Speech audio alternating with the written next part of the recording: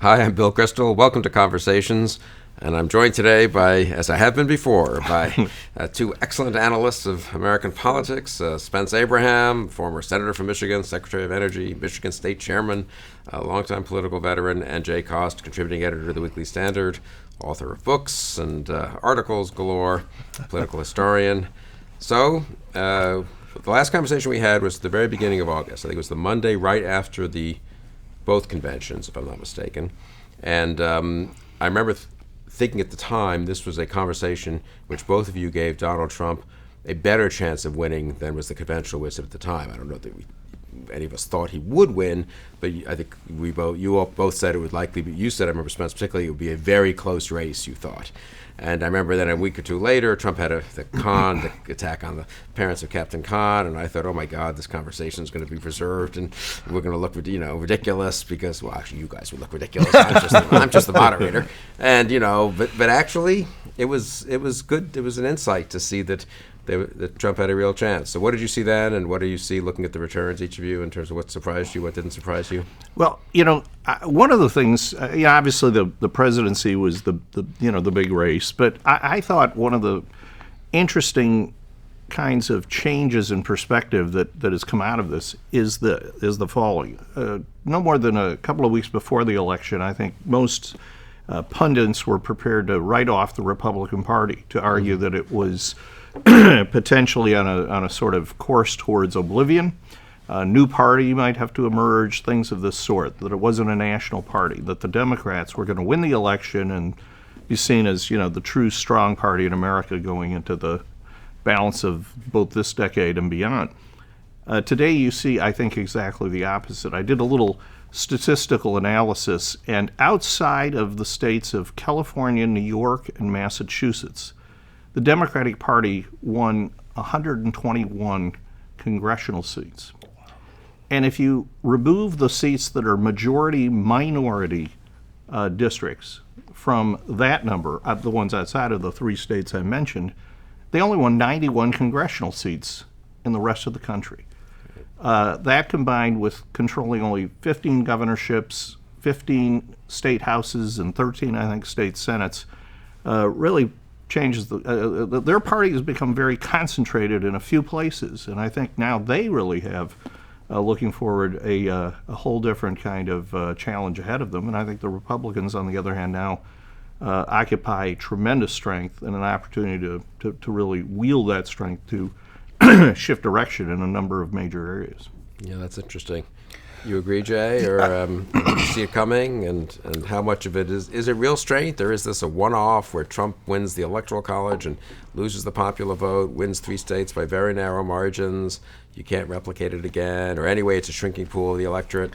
We've all heard these arguments, and that could be true too, I suppose. Yeah, it could be. I'm not as the more over the years, the more I've done with politics, the less and less I'm interested in racial and ethnic demography. And what really struck me instead in the results was about a fifth of voters disliked both candidates, thought that neither was fit to be president, thought they were both dishonest or what have you.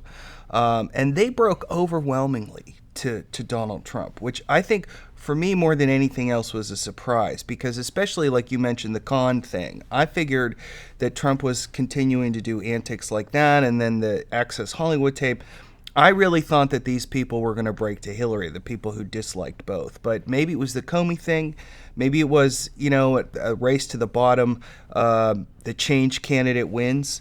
Because the other thing that really struck me was the right track, wrong track numbers, was that people who thought the country was headed in the wrong direction broke better than 2-1 for Trump. So maybe at the end of the day, the voters, decided to go with the devil they didn't know, for the sake of change. But I think that this is a challenge for the Republican Party, and why, I think there should be some humility in this victory. Because even though they dominate, as Spence said, they dominate the House, they dominate the governorships, they dominate the state legislatures, this is not a popular political party. They are unpopular. They are less popular than the Democratic Party nationwide.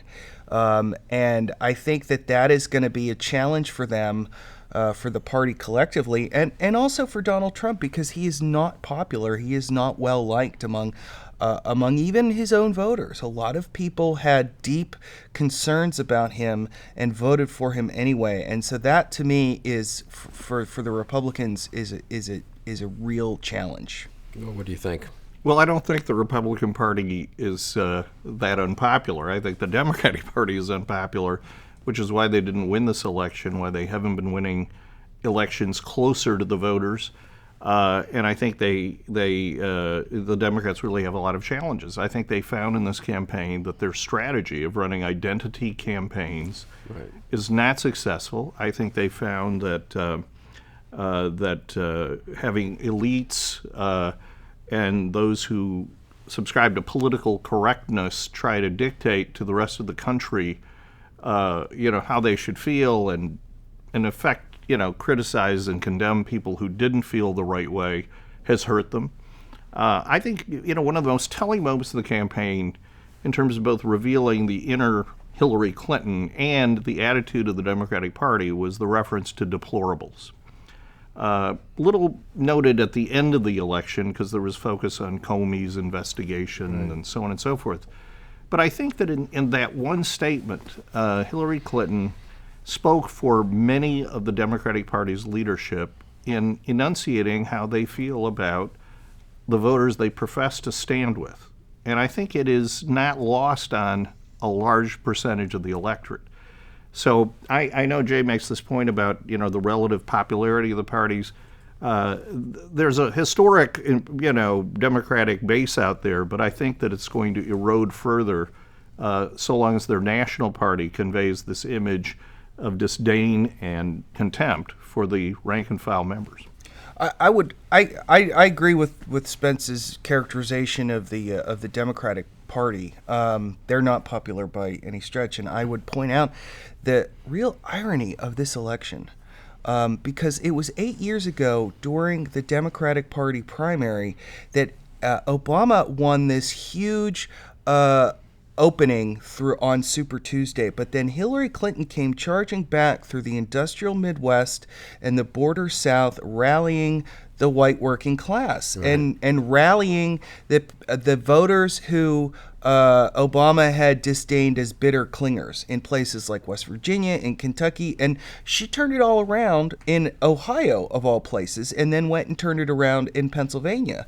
And, so she, better than anybody else in that party, should have appreciated the limits of the Obama coalition. And she should have appreciated that when Obama was elected in the general election in 2008 and 2012, yes, of course, his victory was driven by large African-American turnout and millennials and upscale social liberals and all this stuff. But he won Ohio, he won Michigan, he won Iowa, he won Wisconsin, he won Madison, Wisconsin, but he also won rural Wisconsin. And these are all places that abandoned Hillary Clinton last week, and she, of all people, should have seen that coming.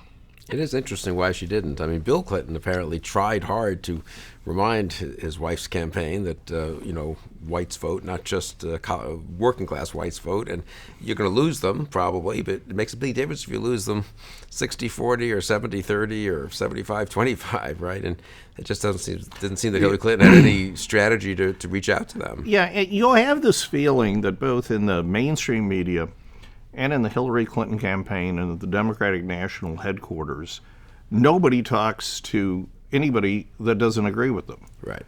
And they believe each other and reinforce each other's prejudices about the voters and about who's going to win, et cetera, et cetera. It used to be, I can remember not that long ago, that national political reporters would actually go to bellwether precincts and walk around and knock on doors and talk to voters and try to at least make some effort at understanding what people were thinking. None of that seems to happen. Many people cover the campaign from their living room remotely based on what's on cable news stations and polling data. They only talk to people like themselves who are all of the same mind about the candidates and what's contemptible and what's good and so on and so forth. And I think they were totally out of touch. And I don't know what Bill Clinton's messages were to his campaign team, but I think they were viewed as I think he was viewed as out of touch. Yeah, and they said anachronistic right. guy who had a feel for winning in the 90s, but nothing, no way to no feel for winning in the era of social media, et cetera, et cetera. Turns out he was probably right. And the National Press Corps that was traveling with the Trump campaign, if you were following them on Twitter, you would see, and first of all, a lot of them are young. They're kids, because it's not a great gig. I mean, you got to travel with the political campaign. But they spent a large portion of their time mocking the people at the Trump rallies, or just being horrified that these people could hate the media as much as they do, or focusing on the most extreme person at the rally, or emphasizing the most extreme, uncharitable opinions that these people possess, where it was very disdainful. That was a real vibe that I got from it, and you could pick this up on Twitter, because when they're filing their reports, everything sort of their feelings and their kind of political ideology all gets sort of evened out by their news editor. But on Twitter, it's like this instant kind of feedback as it's happening. And I was really struck at how little the National Press Corps thinks of the Trump voters. And even now, you see them trying to hang the stigma of racism on Trump voters, as if to vote for Trump you had to agree with everything that he said. And by the way, they never say that about Hillary Clinton voters, and they all think classified information should be held on homebrew servers. I mean, you could vote for Hillary Clinton and think that she made a mistake, but apparently, if you voted for Donald Trump in this alternate universe, you have to be a racist, a misogynist, a bigot, as opposed to somebody who's just had enough and willing to try change. So what about? Let's talk about both parties politically for a minute, and then I want to talk about the actual challenges right now of governing. And you were a senator; you really went through this, and Jay studied this. But on the political side, so the sophisticated, I think, and not ridiculous argument against being as optimistic about the Republican future as you sounded at the beginning, Spence, is the number of non-college educated voters is declining every 4 years. The number of white voters is declining every 4 years. So just as a analytical, matter, the Democrats' strengths are in growing portions of the electorate. The Republican strength is in a shrinking portion of the electorate. It's a very big portion of the electorate, white working class, and actually Trump won white college educated too, so it's a little misleading what they say. But nonetheless, he's sort of squeezed out a victory narrowly from this electorate, which is declining. It's sort of, this is Pete Wilson in 1994 in California. Yes, he sort of was able to run against immigration. He won one last time, and since then the place has been a graveyard for Republicans, basically. And I mean, what is that? Is that well, too deterministic? Is it false? Is it true that Republicans have to adjust some? I mean, what's your sort of analysis? I think if the Democratic Party's strategy is to elect Keith Ellison as their national chairman and then sit back and wait for demographics to do it for them, as a Republican, I'd be delighted. Yeah, they do put an awful lot of weight on demographic inevitability. And they have for 50 as if years, working class by the way. Hispanics couldn't have the same concerns. The only thing better as for working the class Republicans whites than Keith Ellison becoming DNC chair is for Anthony Weiner to get a reality TV show. I mean, these are the two prayers are answered sort of Republican wishes. But here's the thing. We always look at these demographics and make the assumption that the relative strength within the demographics will stay what it is. Right.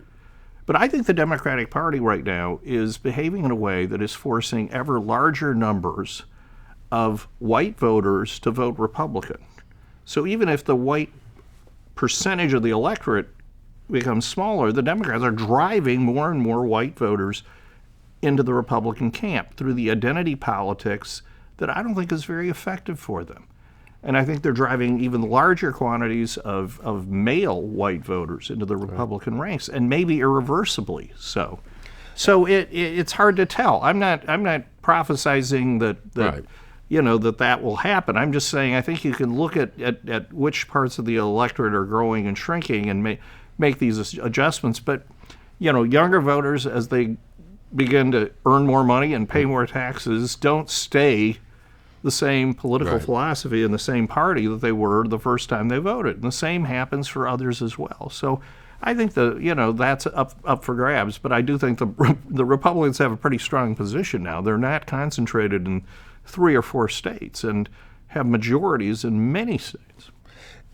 There's a great book, and it really is a good book. It's called The Emerging Democratic Majority. I mean, I disagree with a lot of it, but it was a very intelligent, well-written book by Rui Teixeira, who I believe is at the Center for American Progress, and John Judas, who's formerly of the New Republic. And it was written about 14 years ago, but it's almost become kind of a Democratic Bible, which I think is unfortunate for them, because I think as insightful as that book it is based on a false premise, which is an emerging majority. Majorities do not emerge. They are forged by politicians, and then they are maintained by careful and crafty political leadership. So, for instance, if you look at like Abraham Lincoln, when was the realignment in that decade? Was it in 1860, or was it in 1861 and 62 and 63, as Lincoln laid the moral foundation for the argument against slavery? Similar with FDR. FDR in 1932 won the whole country, with the exception of Maine and Vermont, of all places. And from that, though, he forged a majority that he was able to maintain and hold on to, of Southern segregationists, ethnic voters, Catholics, populist Democrats in the West. And he did that. It wasn't handed to him. He did it through public policy and through the actual act of governance. And this is what I think that the Democrats in the Obama era have misunderstood, that majorities are not handed to them. Opportunities to create and forge and sustain majorities are handed to them, which they then have to go and actually do through the act of governance. And this is why I think that Obama was elected comfortably in 2008 and then again in 2012, because the country likes him personally. But if you look at the down ballot for the Democratic Party, has been a disaster for them, because I think on that governing level, I think that the Democratic Party was given an epic opportunity in 2009 that it blew. Yeah, I mean, one way to think about it is, if Obamacare had worked, Hillary Clinton would be the president-elect, right? I mean, I do think those premiums going up 2 weeks before the election probably moved the necessary number of votes. It was an emblem. It was Obama's major domestic policy initiative. It was an emblem of kind of big government liberalism that was supposed to help people who needed help with health insurance, and it ended up. And if the economy had grown the way that they had estimated when they passed that stimulus, I mean, that's something that Democrats like to tout the length of this expansion, but it is the weakest expansion in post-war history. I mean, my goodness, the Federal Reserve has barely touched interest rates in a decade. Well, so let's talk about governing, because I do think ultimately that's what, obviously, I mean, all these instant analyses after the election, Trump with Reagan, and of course the Reagan Revolution wasn't 1980. 1980 was the opportunity, which he then governed, won the Cold War and got the economy going again, and 84 and 88 were the consequences of that, and ultimately 1994 probably the Republican victory in Congress and so forth. So very much the point both of you are making. So what right now, I mean, where does Trump stand? Where does the Republican Party stand? Where does the Democratic Party stand in terms of challenges, opportunities?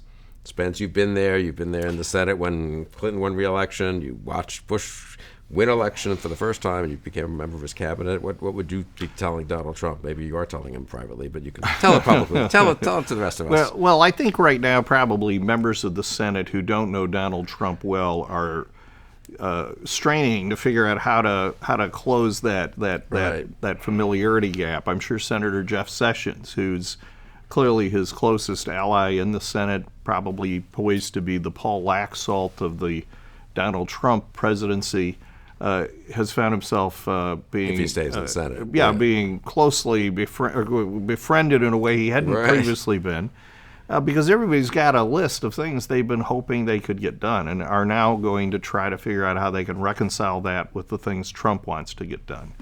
It's a little different because unlike the traditional presidential candidates who have a long record of public service and policy positions, Trump's obviously a little less of a known commodity. I mean, and his campaign was not always that specific about the directions that he was going to go. But I do think there's probably a lot of expectation. Certainly there is in the House. We hear that from a number of sources that the House Republicans think they're going to really be setting the agenda and they're going to be passing things quickly and teeing them up for the Senate. I'm sure Mitch McConnell's anxious to get his crack at it as well. But I think they'll have to be a little bit of a resolution of differences here between Trump, the candidate, and Trump, the president-elect, because obviously his relationships with many of the members weren't all that warm and cordial.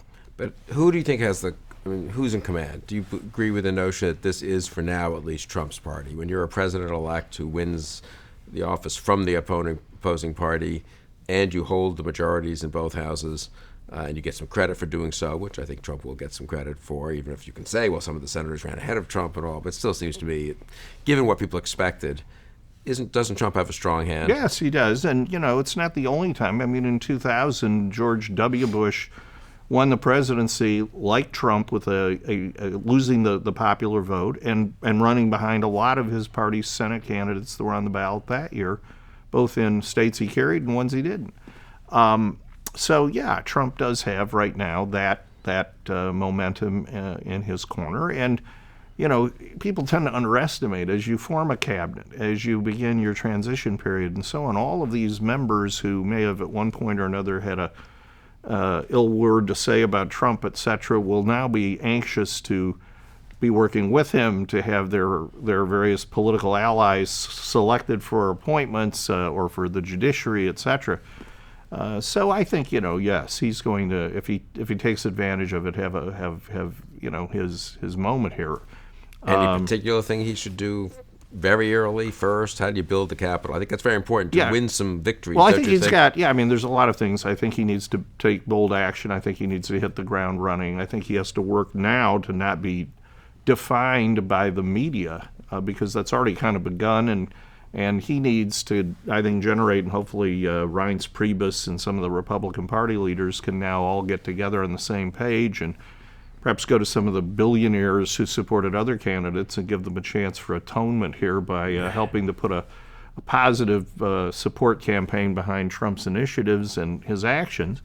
I think, second, he needs to, he can move in a lot of areas fairly quickly. The Keystone Pipeline in the energy sector, perhaps something with regard to the Iran nuclear deal in the international and national security sectors.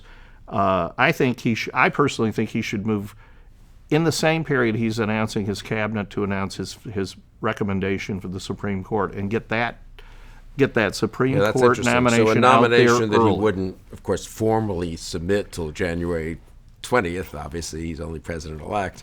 But say it now. I mean, announce it now so the vetting can begin, and so it becomes a very early fight. You think it's a good fight for Trump to have? I think it is. I think he needs to pick somebody that will cause conservatives to feel that they picked the right guy, that he meant what he said, and at the same time, I think having that battle go on Capitol Hill will suck up much of the energy and oxygen, as they say, from the left. As they will get very invested in that fight. And as they fight that fight, it will give Trump, I think, and the Republicans a chance both to secure the confirmation of the cabinet and a lot of the early legislative activity because they can be moving on two tracks at once. And the Supreme Court's going to, I think, occupy so much of the left's attention, it will give Trump a chance to move his agenda quickly and to get his confirmations for other key positions. I hadn't thought about that, sort of distracting the left. And I guess that's a tough vote against, assuming it's a distinguished nominee, a sitting judge, or a senator, conceivably, someone who's on that list who's been vetted before. It's a tough vote against a new president who's won with an opening on the court for a senator, a Democratic senator from a state that Trump has carried in a big way, and there are several such Democratic senators, right? Of course, some of whom were on the ballot in many up in 2018, 2018. and Tester in Montana, and Heidi Heitkamp in North Dakota, and there are others. Obviously, that would be Indiana, Donnelly, I think, forcing that fight early. That's interesting. Yeah. Jay, what do you think? Well, look, I think so. The political context that Trump faces here is that he's a minority president, right? He was elected with about 47% of the vote. Hillary Clinton won more votes. Importantly, in states totaling 270 electoral votes, he won less than half of the vote.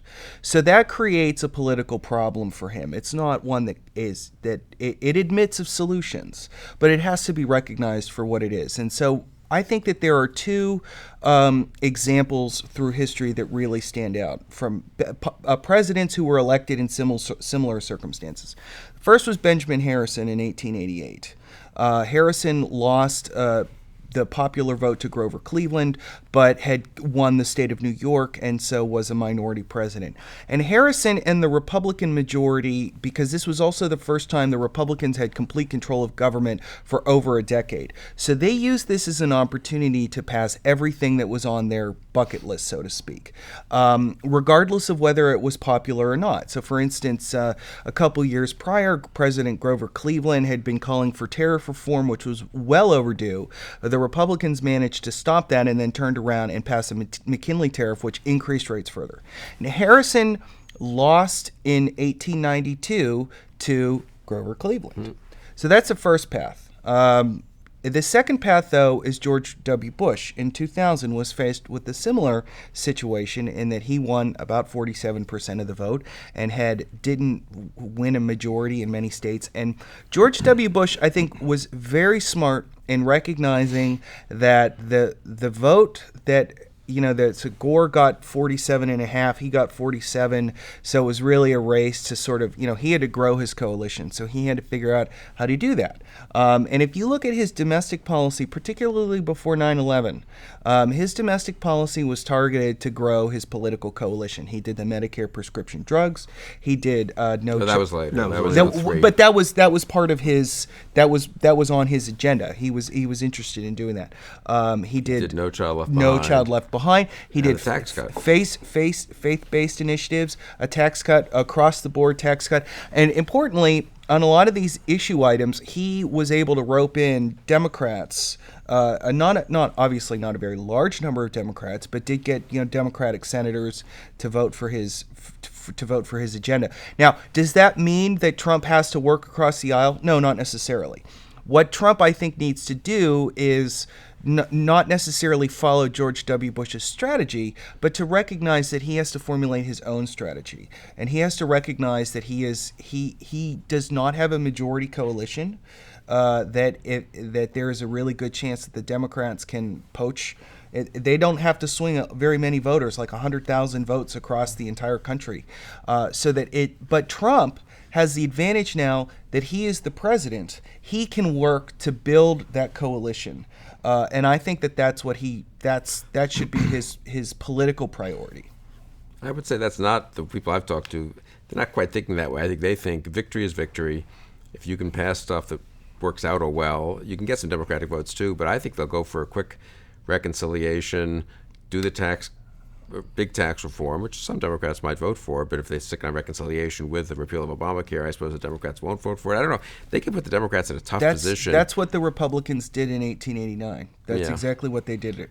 And it was called, the Democrats, made a lot of political hay deriding it as the $1 billion Congress, which sounds quaint nowadays because $1 billion is like a rounding error. But the point is that, the Republicans back then failed to appreciate the extent to which the country was evenly divided, maybe not deeply divided, and just passed everything that they could get through and jammed it through. But this wouldn't be a Republican agenda; it would be a Trump agenda. Right. If you did Medicare cuts on that would be a mistake. And I don't think Trump has any interest in doing that. And that's going to be one of the interesting things, isn't it, Spence? I mean, the degree to which Trump's agenda is not going to look like. I think Paul Ryan and those guys are kidding themselves if they think Trump's election lets the Republican House pass the much more traditional, I'm sympathetic to it as a policy matter, but the much more traditional Republican entitlement reform type agenda. I think Trump will pass a Trumpian agenda. I think that's where they'll end up. I think they may think that's the direction they're going to start, and I think that they'll find that Trump isn't going to go along with all of it. I also have to say that I'm not, Jay, I'm not all that. If I were Trump's, advisors, I would not be telling him that he needed to broaden his coalition right now.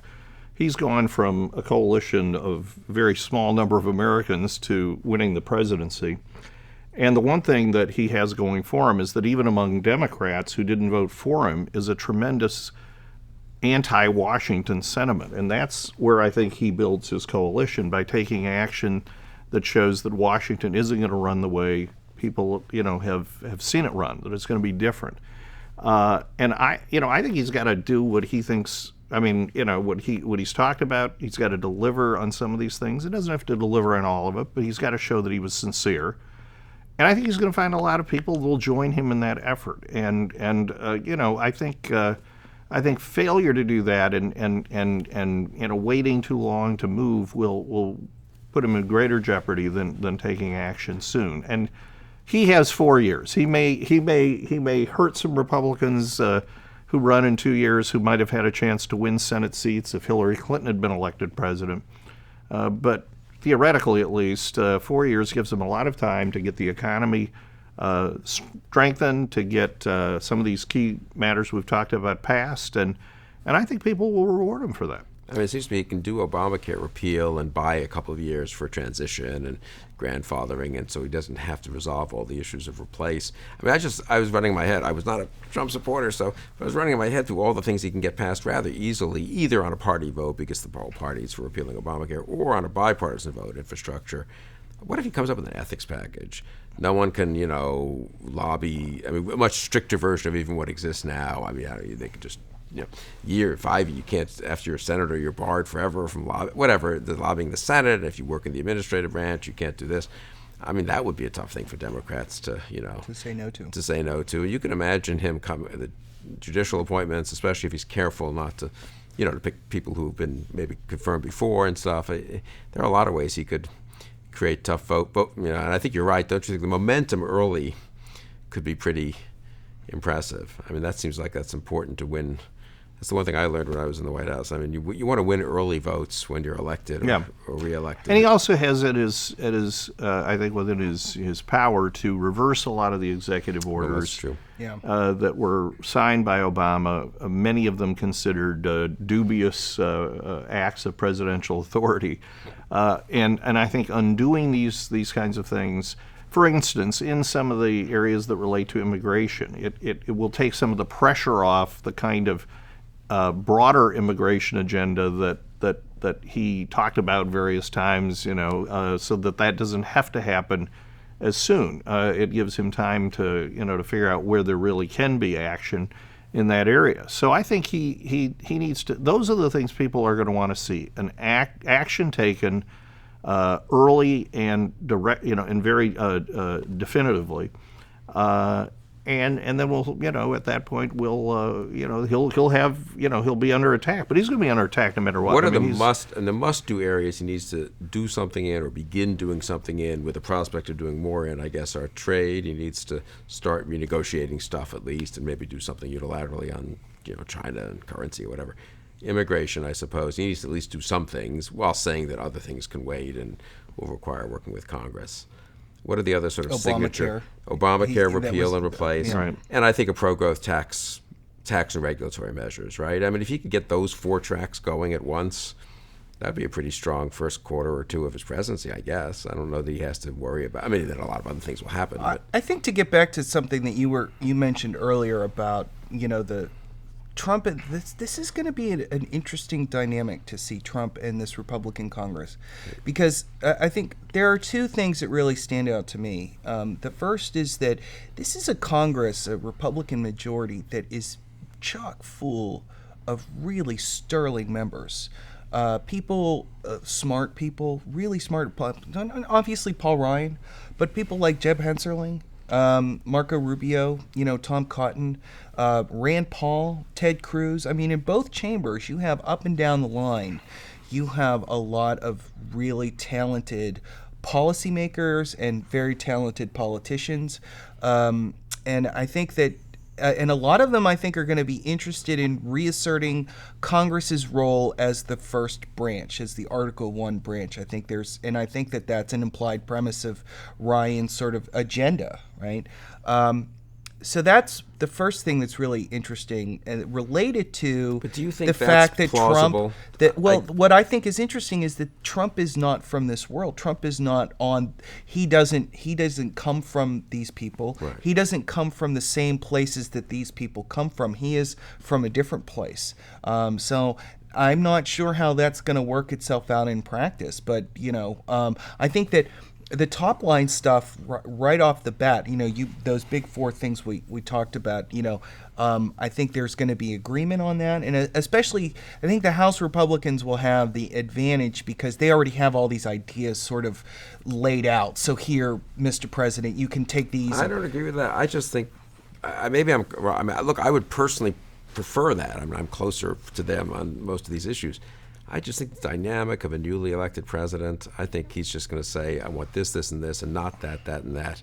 Maybe Paul Ryan says, I'm sorry, Mr. President, we're a co-equal branch. I've got my committee chairman here, and they're going to work on their own tax bill markup. But maybe I'm kidding myself because I've only worked in the executive branch, but I guess I think when he says, I want these three things, of course he'll give Congress some things, but I think he's in a very dominant bargaining position. Maybe despite being a minority president and all that, maybe I'm wrong. That'll be a very interesting dynamic. I think, and I guess a lot depends on how he comports himself as president-elect. I think that as a Congress, I mean, from an institutional perspective, Congress is as stocked with talent as it's been as in any point that I can remember. So if there is going to be sort of an intra-party, inter-branch battle, this is the recipe for it. Yeah, it'd be interesting. Yeah, I don't so much see that happening, though. I mean, they may be talented, and I give them all of that, but at the end of the day, they want to get stuff done. And I think if he starts undoing the executive orders, which they feel bypass them, he will have made a statement that demonstrates that he has, respect for that institution on the other end of Pennsylvania Avenue.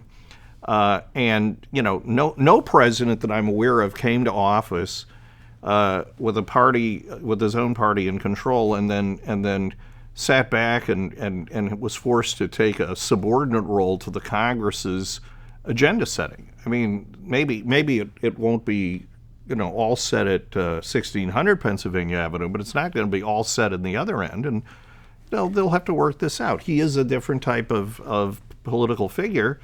But I think I really can't see, at least in the early stages, I sort of agree with you, Bill. I think there's going to be not deference exactly, but the goal of getting this stuff done. And these guys aren't going to, I mean, what good is it to them if they say, oh, we've been waiting to pass the Public Utility Holding Corporation Act for years and we couldn't get enough votes, but now we do. And Trump says that isn't on my agenda, but I am with you on Obamacare. They'll say, fine, we'll do Obamacare. I mean, there's plenty to get done. That's interesting. Historically speaking, I mean, if you go back, the thought that I've had in my head is the 1840s and the Whigs. Is that the Whigs, they borrowed the Andrew Jackson model to win, for William Henry Harrison to win. But the idea behind it was that Harrison would be Henry Clay's puppet. And then Harrison, of course, died, and then John Taylor Tyler became president, and there was real conflict. And then the same thing happened 8 years later with Zachary Taylor. It was the same basic idea. I mean, if there's any president who was elected in political history who looks most like Trump, it would be Zachary Taylor. And there was enormous conflict between Taylor and the congressional Whigs. And the only reason the Compromise of 1850 was ultimately approved was because Taylor died.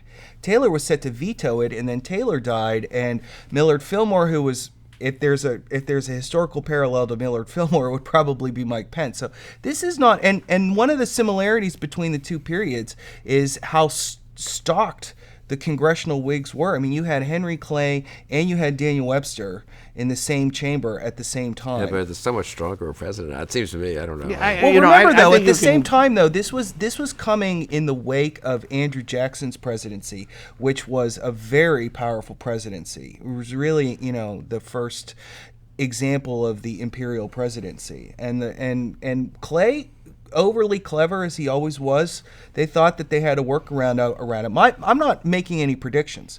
I'm just pointing out that the potential for interbranch conflict, even though we're operating, because usually we see conflict between the two branches being a partisan conflict, but it's not. That's not the case No, throughout I agree. history. That would be Yeah, but on the interesting. other hand, I mean, we can go back, 170 years, but we could also go back to 1980.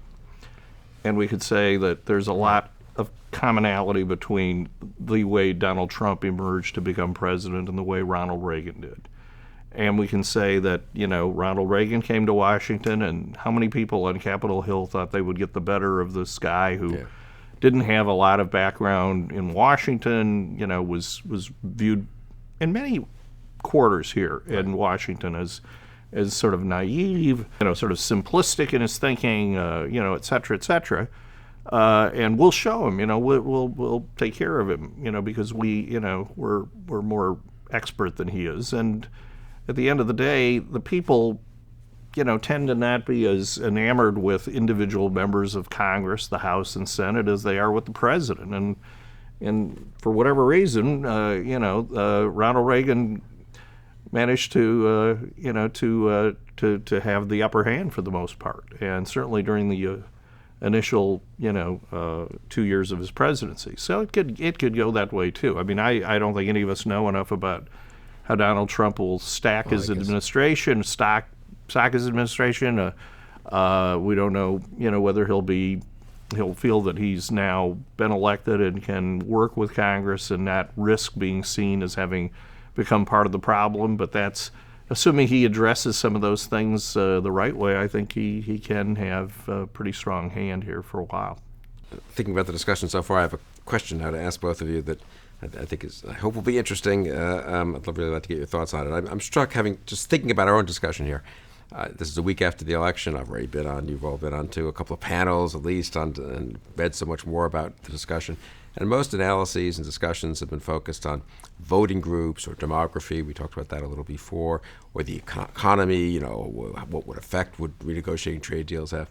But what strikes me about our discussion, and I find this very congenial, but I think you as a practitioner in politics and you as a student of political history, how much we've sort of not focused on that in a sense, and focused on the contingencies of politics. A lot depends on what individuals do and the people, whether they're senators or certainly in the case of Trump, and we'll talk more about the Democrats in the case of their possible leaders. And so I guess I'm curious about that. I mean, how much do you think is sort of baked in the cake, so to speak, for the next 4 years based on economic trends, social, cultural trends, demographic trends, and how much do you think it depends, each of you, on particular individuals' decisions, luck, chance, exogenous events, and I guess which individuals in particular? I mean, how much do you think things are kind of predictable, and how much do you think it's in? Well, does that make sense as a question? Yeah, it's a big one. It's a hard question, yeah, really. but we can be more here's specific. The one thing I would just say is this. Yeah. I had said in countless conversations and maybe in appearances like this for some months that the high level of unpopularity that Trump and Clinton were registering meant that it was almost certain either one, if they won, would be a one-term president. And I think the Democrats are going to be making that presumption as well.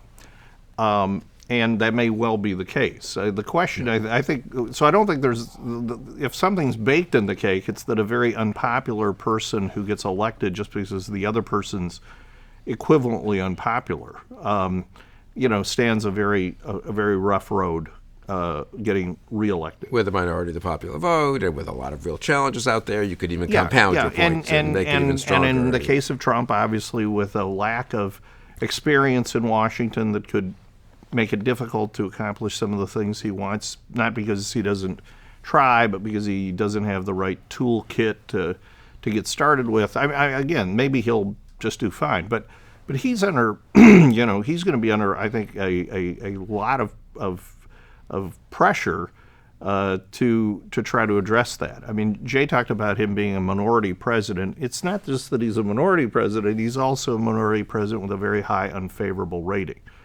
I don't know what the numbers will look like on inaugural day, but typically even presidents who aren't terribly popular on the day of their election, or who are barely more popular at that time, by the time they actually assume office, at least are kind of given a fair chance by the voters.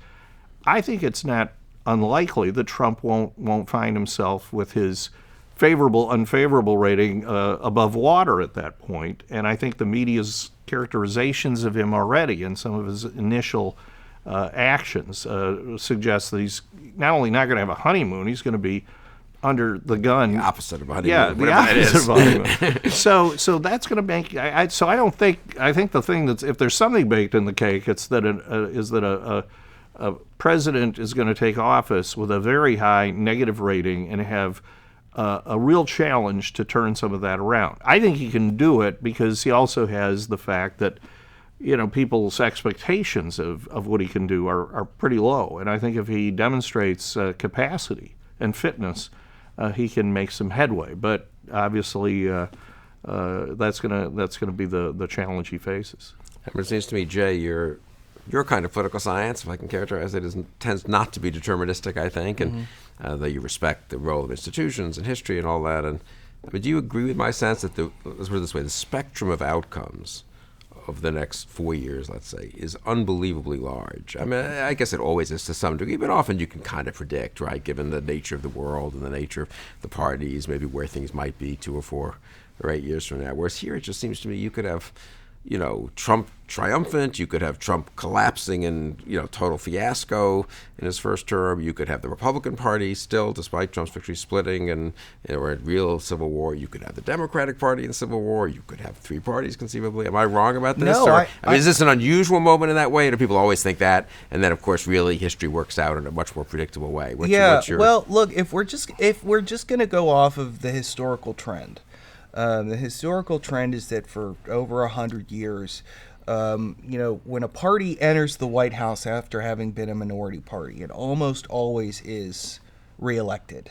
It almost always gets a second term. The one exception to that was Jimmy Carter in 1980.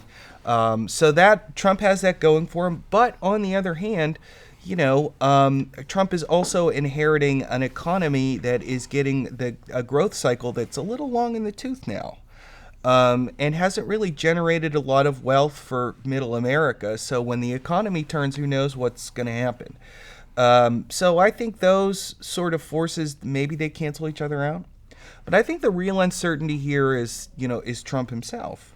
I was sort of reminded of Machiavelli, right? Machiavelli's argument was that great statesmen are in possession of virtu and master fortuna, which is a fickle goddess, but but take the bull by the horns, and I think that there's this tendency among I was certainly guilty of it, of underestimating Trump and underestimating his virtu, and sort of like, well, he's going to screw up, he'll screw this up, he'll screw that up. He didn't. He won. None of us thought he would win, and he won in surprising ways. He broke a lot of the rules that we all thought you couldn't break and win, and he broke them all in one. So who knows? I think that, because it's not just like, George W. Bush in 2000 was similarly situated in that he was a minority president, inheriting an economy that was just about to slide into recession, but he was a very conventional Republican. He was George Bush, Donald Trump is very unconventional, and his unconventionality has not been a problem for him. He's going to be the president. That's been a problem, but also he overcame the problematic parts of it. Well, the other thing too is that, social media has obviously had a longevity here that predates Trump's election, just as television had existed before John F. Kennedy's. Right. It's arguably the case that Trump is the first president of the social media generation, and that also, I think, is something that could could have a profound impact Yeah, on talk how about things. that, because I'm interested by that. And people I know who are smart kind of cultural observers really think that's been that we've had the first real. Yeah. It's a real breakthrough. I mean, the massive television advertising doesn't seem to have moved a lot of votes. Right, Hillary Clinton and I outspent think, him 3-1. The Twitter account turned out to have more effect, and so forth. Yeah, and I think for the many people who, as a profession, engage in political organizational work and get out the vote work and all of these sorts of things, which we were told all year was going to be the ultimate secret weapon in the Democrat arsenal, it didn't really work either. I mean, and so I think Just on that point, if I could just interrupt, I think Jay and I were very much in the same boat on this. Yeah, that's why people like us thought, if the polls are Hillary plus 1 or 2, she'll win by 3 or 4. Just because surely the get out the vote gives her a point, doesn't give her a huge amount, but so the fact that Trump outperformed the guy with no get out the vote effort Right. outperformed the polls. That's a little I startling. think that's I think this is all a function of 2 or 3 things that the media did not focus on at all. First, early voting has changed get out the vote. Yes. And it changed it a lot. I mean, there was a time when everybody more or less voted on Election Day, and get out the vote meant going and finding people who got up that day and either were busy or they were incapacitated or in some way or another unlikely to get to the polls, and they had been identified and people hectored them until they got either into a bus or a car or their own vehicle or whatever and voted. That's all done. That's done now. I mean, in almost every jurisdiction, there's a million different intermediate steps you can take to vote, and so this Election Day effort is a far less relevant factor in terms of moving numbers, because those the parties get their absentee ballots out, the people vote in varieties of ways, and so I think that's overrated, and I think television ads are overrated. I mean, we are going through a profound change in how political communications are work and what constitutes effective political communication. Sorry to say that, the traditional sources of news and information have no longer got as much clout, and that the National Enquirer perhaps has more clout. All of these are changes that are going on, and so again, I think it does shuffle the deck for the future, not just for presidential campaigns or Donald Trump, but I think we're going to be in a different era over the next decade as this transition picks up steam. Go ahead, Jay. Yeah, I think that your question is a very interesting one about social media. I mean, historically speaking, the rise of television was what really gave, and before that, radio, really gave the president an institutional edge over the Congress, because the presidency, the executive branch, by design, speaks with one voice. It's the president. The Congress, on the other hand, is a multiplicity of voices, so you cannot have Congress speak. But this was FDR and his fireside chats was a milestone, and then television. But in recent years, though, the networks have sort of begun to use the president for their own purposes. So the president wants to speak, but then the networks get to decide whether or not it's newsworthy, and then suddenly the president is constrained to getting out his message. And what is interesting about social media is that it's almost the wrong word to use the word media. It's almost the wrong word to use, because the mainstream media actually serves as a mediator between the president and the people, whereas social media, there is nobody there. And I think that Obama was really one of the first to try and use that to his own purposes, where he would do interviews with goofy YouTube people and things like that. And he had an Instagram account and a Twitter account, but I don't really feel like Obama's use of social media was not nearly as effective as Trump's, which I think is what to me is really interesting, is that Trump is the first first president to use social media in a new, interesting, provocative, and I think politically successful way. So, like, for instance, Obama has a Twitter account that has however many millions of people, but the tweets are all written by his staff, and it's all looked over. It's very conventional, very boring, and so also more than that, Trump, Obama would go on Jimmy Fallon and do a goofy bit, but Nixon did that in the '60s, on Laughing. Trump did something different where he himself spoke directly to his followers. I thought it was interesting. I groaned like everyone else, I suppose, who's older and conventional, when he, after his acceptance speech very early Wednesday morning, and then his visit to the White House Thursday, both of which I think he conducted very in a dignified way and traditional way and so forth. And I thought, okay, Trump's kind of learning the rules of the game. And then I think it was the next morning, I can't remember, Friday morning, when suddenly he was tweeting again. Yep. And my initial response, and it wasn't, I think, totally ridiculous, was, oh, God, he's president of the United States. He shouldn't be doing this. But I wonder whether he was smarter than I was. I mean, he understands that going forward, he has a way to communicate directly and in a non-quote presidential way that is some number of his supporters really relish. Now, whether it's 51% of the public is a different question, but he doesn't have to, as long as he doesn't antagonize other people, it's a very useful way for him to do that, I think. And to get back to what we were talking about earlier in sort of Trump's political skill set, nobody in the history of the Western world has been as adroit in managing his own personal brand as Donald Trump, which is really what a president who's just been elected and is looking to get reelected. I mean, that's really what they need to do. They need to manage their personal brand. And so, if Trump's instincts are telling him to go out and tweet, his instincts about how to keep his name on the tip of everybody's tongue is pretty gosh darn good. So. And Kennedy was elected at the dawn of, the role of television becoming much more the major source of political and news communication. And so then he had televised news conferences, which was considered, kind of revolutionary, and he had a pretty high approval rating because people thought they got to know the president through these various... Even though objectively he had a very rocky first 2 or 3 years in foreign policy and domestic policy and so forth. And his wife did a tour of the White House on television, and they found ways to use this new mechanism for communicating with people that allowed there to be this kind of personal connection.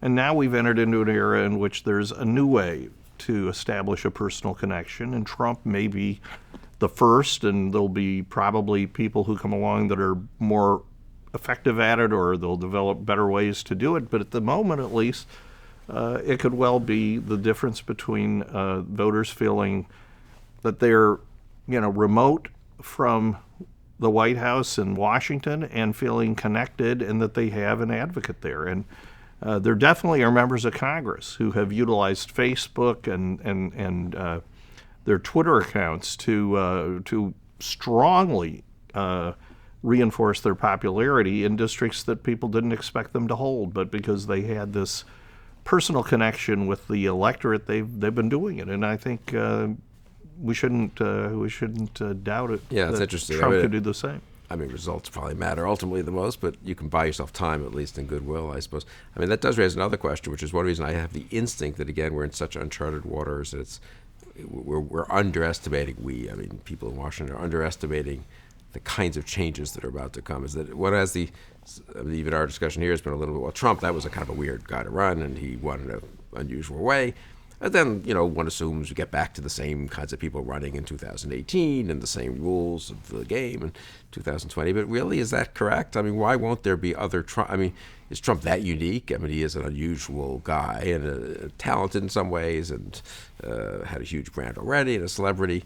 But don't an awful lot of people around the country think, well, why exactly do I have to step aside and let the congressman step up for the Senate seat in 2018? Why don't I just run? If I'm wealthy or if I have wealthy people backing me, and do I run even in a party primary? Maybe I just run as an independent. Because Trump, though he happened to run as a Republican, in some way the theory of Trump would be translatable to a third-party candidacy, I would say. I mean, don't you think Well, there's the barriers- more things the could barrier- happen I in think 2018 or 2020 than we think? The point you're really, I think, making is that the barriers to entry at all levels of politics may now be a lot lower. Yeah. There was this sort of sanction process that always existed where if you wanted to be the congressman, you had to go around and see all the opinion leaders in your district and cultivate a donor group and this and that and the other thing. Or for president, you had to go and meet every county chairman in Iowa. And I mean, it may be that that's changing and that other people can circumvent that process in the world we're in, especially with the super PAC possibilities, and because there are these ways of reaching voters that aren't as expensive. So that could happen. I mean, I was thinking Hillary Clinton, on the one hand, that was new, that you take advantage of having been First Lady, in her case, a very high-profile First Lady, and in her case, a First Lady who was a victim of her husband, so there was sympathy for her. And you go to another state that you've never lived in, really, but it's a state that's congenial to you and that is used to having carpetbaggers. New York's a little different. And so you run for Senate. And I remember at the time thinking, this is kind of a bad thing for our politics, because this is just, I mean, in the old days, there's some reason why you want, like, people who lived in New York to be the senator from New York and so forth. And you don't want just first ladies deciding they get to become senators in this slightly third world way. Having said that, looked at from 2016, that was really old-fashioned. She was First Lady, and she thought, well, I better be a senator, because that's the necessary credential to actually run for president. Then in 2008, having run and lost, she was asked by President Obama to become Secretary of State, and in an old-fashioned way, she thought, well, I want to run, I assume she thought already, I want to run in 2016.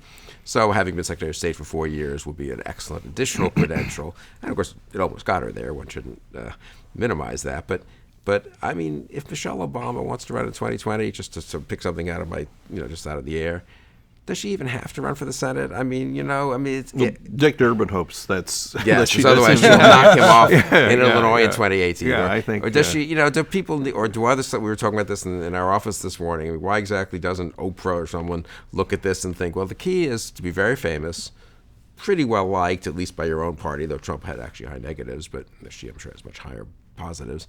Have your own media. That's very important. I think that's sort of an insight Trump had, right? That you both dominate, in his case, Fox News, and in effect you buy or you rent or you persuade Breitbart to be your house organ, and so you have a real way of getting stuff out to your supporters at least. And then of course you use social media as well. Oprah has her magazine. I mean, you could sort of imagine. I don't know. It's not totally crazy to me that Oprah or any of 20 other very wealthy celebrity actors or actresses or businessmen or women or sports or athletes could be competitive in 2020 with Tim Kaine or whoever the kind of conventional Hickenlooper, I mean all the governors and the senators. I mean, would you bet against Michelle Obama or Oprah against one of those people? The Trump model has a much higher probability of being replicated, I think, because of super PACs. It used to be that the candidates in each party had to go out and raise $20 or $30 million just to kind of make the ante to be part of the game through Iowa, New Hampshire, and maybe South Carolina.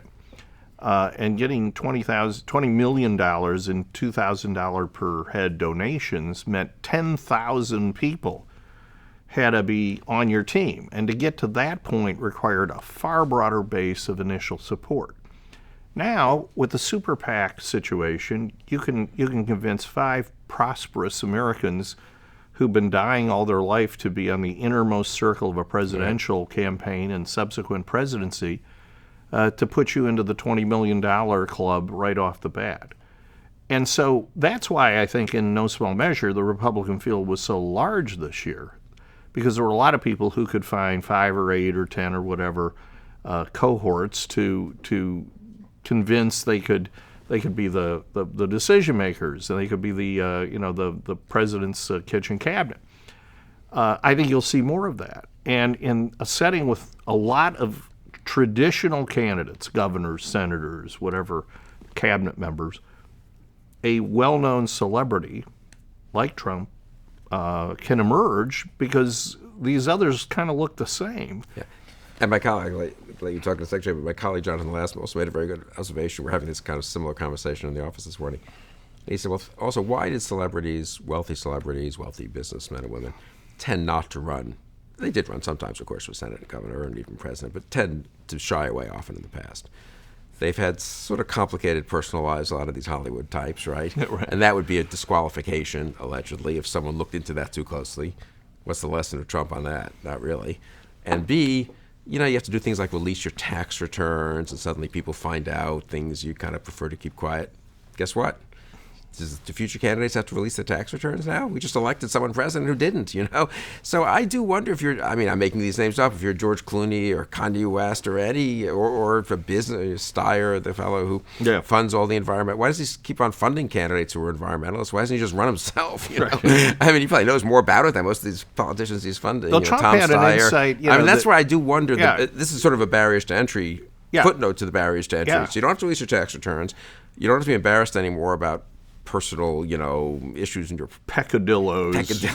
Yeah. So I don't know. Nor statements you made on tape, on television, Right, that would be massively embarrassing. So really, I do think the kind of people who might think about running in 2018, 2020 for a state level as well, obviously, and federal office, and then for president is just going to be much broader than it has been in the past. Trump's got to stimulate other people to think, hey, he did that.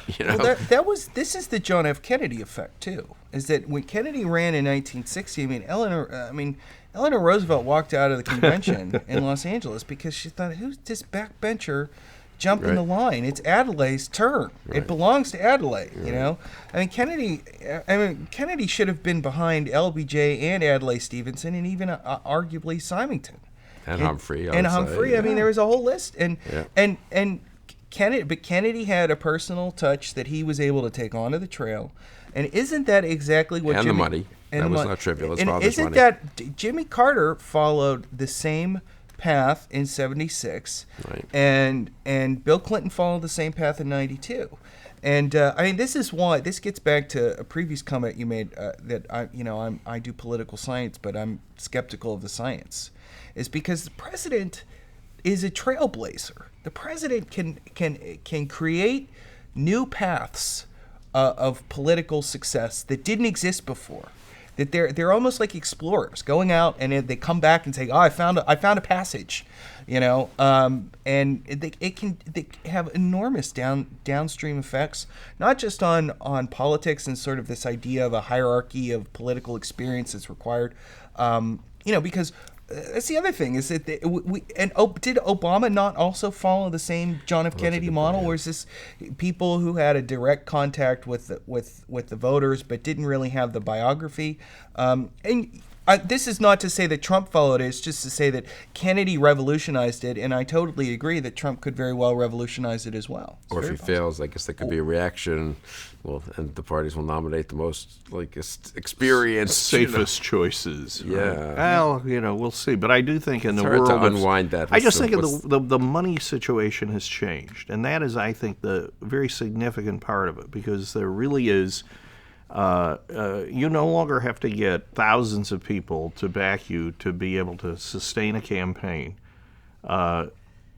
because either you can go the Trump route and have a campaign that's not spending that much money but reaching voters effectively, or you can go the other route and derive from a much smaller number of people, the resources you need to get at least through the first few stages of the process.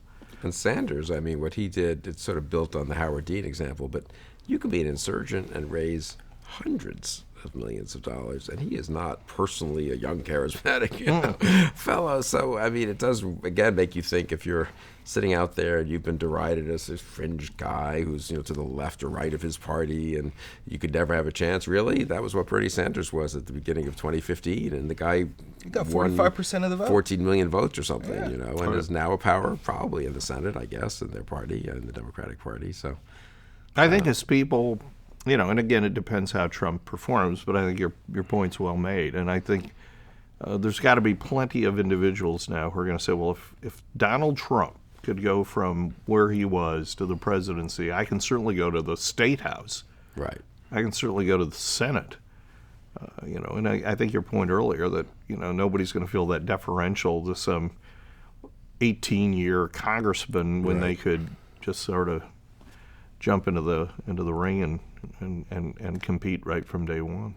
It also raises the question of within the Republican Party, does Trump, in effect, threaten to primary senators and congressmen with, favorites? I mean, that hasn't happened in a long time, and it tends to backfire. FDR in '38 and stuff, but I don't know. I mean, it's a different era also in terms of that. Let me ask finally, though. This has been, I think, stimulating to me at least. I hope to others. I mean, it's going to be so much noise over the next weeks and months, and so much activity and stuff.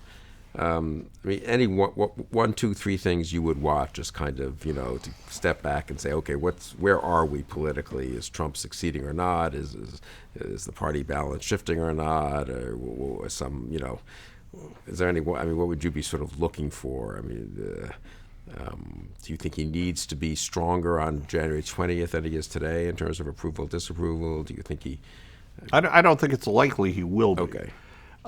Because I do think that he will not enjoy any kind of balanced coverage or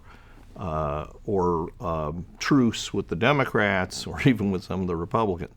I think he has to therefore go the other route, which is to be decisive, to fulfill commitments, to work to the degree he can with Congress to move some legislative items while he's taking executive action. I think he needs to name a Supreme Court nominee as soon as he can and use that as a way to unite Republicans behind him and satisfy any Republicans who were questioning his sincerity as a conservative. Those are the sort of steps he's going to have to take. So you think by February 1st he should have a lot of these things going if they're in dragged down an internal debate and indecision, you would regard that as a Yes. bad sign. Yeah, that's interesting. Jay, you have any thoughts on that?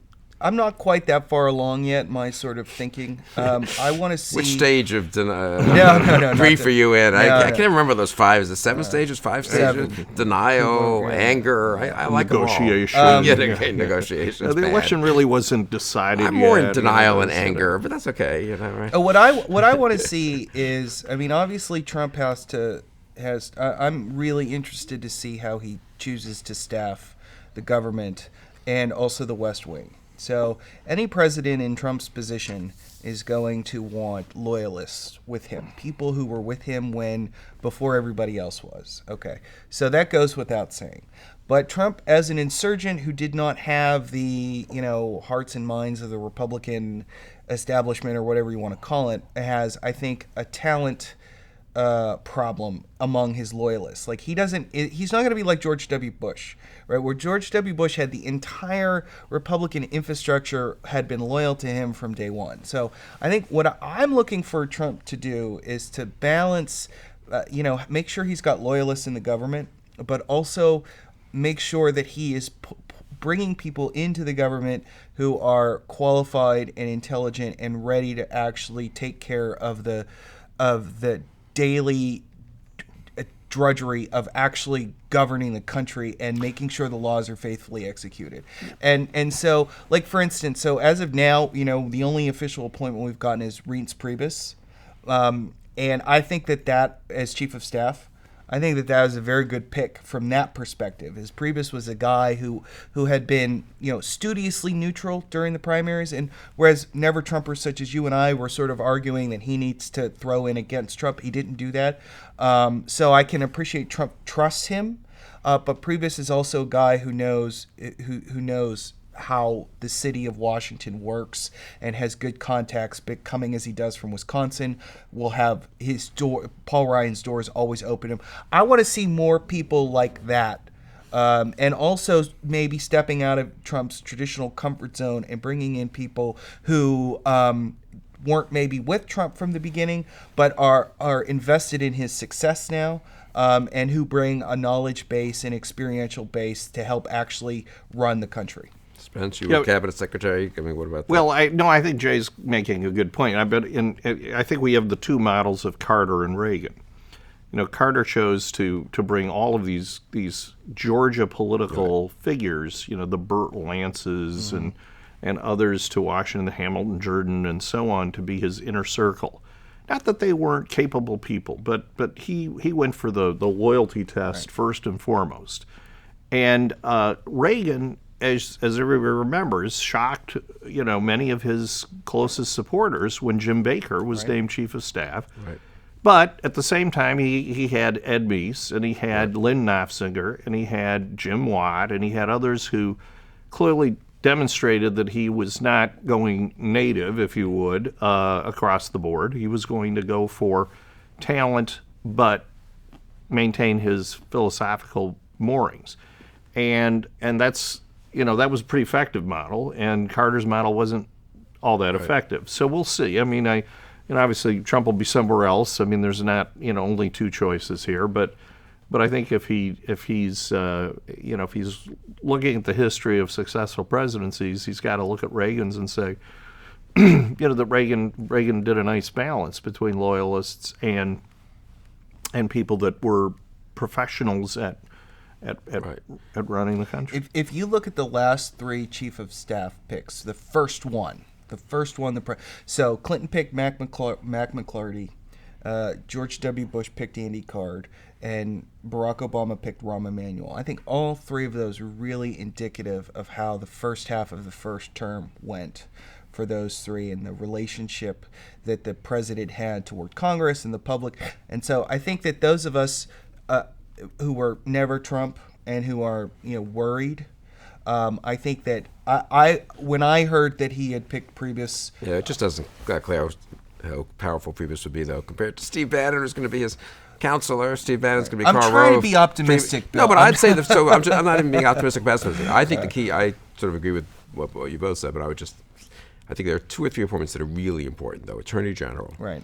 I mean, first of all, it's really important in and of itself. B, people kind of have doubts about Trump and the rule of law, I think it's fair to say, and how faithful he'll be to that and respectful. And having a strong Attorney General he can be a strong conservative, can be a strong Trump supporter, but I think he has to be respected. He has to himself appoint people whom, and this is where you have to go a little establishment mainstream, I think, to places like the Office of Legal Counsel and others where people say, yes, that is a serious lawyer, and he's not going to sort of allow Trump to do things that are unconstitutional or illegal. And someone so Federalist Society. Yes, people. Yes, totally. And the Federalist Society now would be seen as like a Isn't mainstream. that funny? Yeah, which you helped found 30 years ago. I very much agree with that, though. You want your high quality conservative, ideologues, so to speak, and people can say, and people will say, okay, it's not just some, it can't be Trump's personal lawyer from a casino somewhere who kept him out of jail in Atlantic City when he took advantage of all those people there or something. I mean, I think that's a pretty big difference, and I think also in foreign policy. I mean, a couple of people who very hard. I mean, Reagan was an interesting mix where he had people he trusted personally, Bill Clark and others, but he had Haig, who he inherited sort of from Kissinger, you might say. That turned out to be kind of a fiasco, but then he brought in George Shultz, and that worked out pretty well.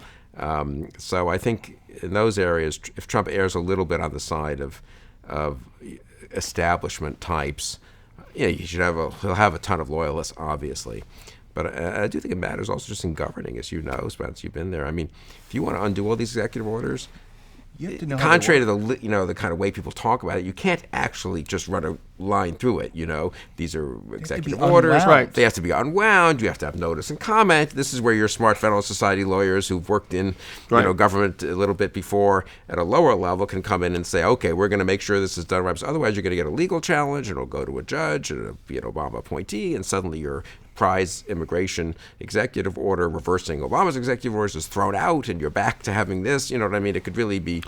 It'll be a mess. I think you make a very good point, and I do think he will need top legal talent, both in the White House and in the Department of Justice, because not only will he have to deal with those sorts of issues, but almost undoubtedly he will be under assault. Right. Whether it's in the form of lawsuits or it's in the form of people who are trying to FOIA the government for who knows what, or challenges on ethics, I think he will be targeted from day one. And having a competent team in the legal, both in the Office of Legal Counsel at the White House and at DOJ, is central to his success. And experienced, I think. So. Yes. When Obama final was point. Yeah, final point. So when Obama was, I still remember this like it was yesterday. When Obama was the president-elect and he picked Emanuel and he was staffing the government, and somebody said, "Well, I thought you were going to be a change," And he said, well, I'm the change. This Yeah. is what he said. He said, I'm the change, and so I can bring in all these old Clinton people. And I thought, at the time, I thought, well, that was supremely arrogant. But in fact, I think it was very intelligent of him to sort of say, there's a sort of establishment, or there's just a group of people who have the knowledge to actually run the government, and I have to have them. My goal, my job, my task as president is to yoke them to the purpose that I laid out to the people. To say, you do your job, but we're going to you were tilted this way, we're going to tilt it that way, and that's what I do. Rather than bringing in a bunch of new people who don't have that experience, because I think you're exactly right. If he doesn't have people in there who know what they're doing, then he's going to fail. He won't succeed. And those people are neither you nor I are lawyers, but Spence is, a founder of the Federal Society, a former senator. I think you're the ideal person. I'm just saying it. I'm just speculating But out loud. I'd have to give up, lucrative gigs like this, and I'm not sure I could. That's a good point. The ethics lawyer would tell you, "I'm sorry, Mr. Attorney General, you can't appear on Conversations with Bill Kristol." That's right. Thank you both for appearing on this conversation, which I found enlightening, and I'm sure our viewers have as well. And thank you for joining us.